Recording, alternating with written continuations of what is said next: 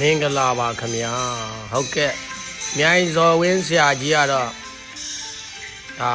6ခွန်8ဆိုတော့8ရက်နေ့တတိယနေ့အဘိဓမ္မာတတိယအဆင့်လေးကိုဖြည့်ဆို့ခွင့်ရခဲ့တဲ့မှတ်တမ်းလေးကိုကျွန်တော်တက်တော့ပေါ်မှာရှိကြတဲ့ဓမ္မမိတ်ဆွေတွေနဲ့ကျွန်တော်ညီကိုမောင်နှမမိတ်ဆွေတငယ်ချင်းတွေကိုတင်ပြပေးလိုက်ခြင်းမှာဟုတ်ကဲ့ဗုဒ္ဓဘာသာနွယ်ဝင်နေကိုလည်းဟုတ်ကဲ့မျှဝေပေးလိုက်ပါတယ်ဒါလေးကကျွန်တော်ရဲ့2025အဘိဓမ္မာတင်တန်းလေးတက်ပြီးတော့ဖြည့်ဆို့ခွင့်ရခဲ့တဲ့မှတ်တမ်းလေးပါဟုတ်ကဲ့ကဲဆရာကြီး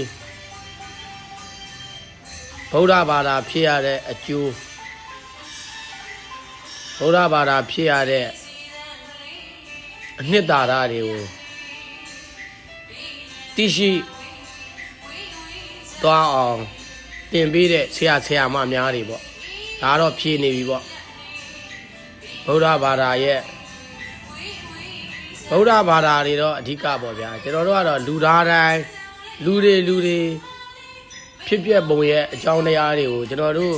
ဘုရားရှင်ကရှာဖွေထားတဲ့ပုံစံကိုဒါအဘိဓမ္မာအနေ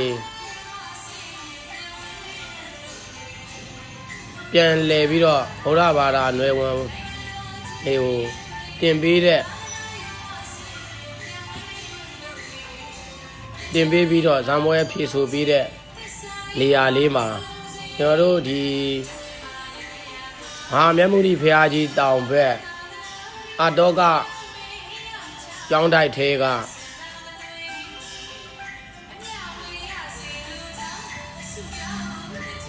ဗိမာန်တော်ထဲမှာကျွန်တော်တို့ဖြည့်ဆို့ခွင့်ရခဲ့ပါတယ်ခုလိုကျွန်တော်တို့ကုသိုလ်ပြုရတဲ့အတွက်ပူဇော်ခွင့်ရတဲ့အတွက်အားလုံးဉာဏ်ပညာတွေ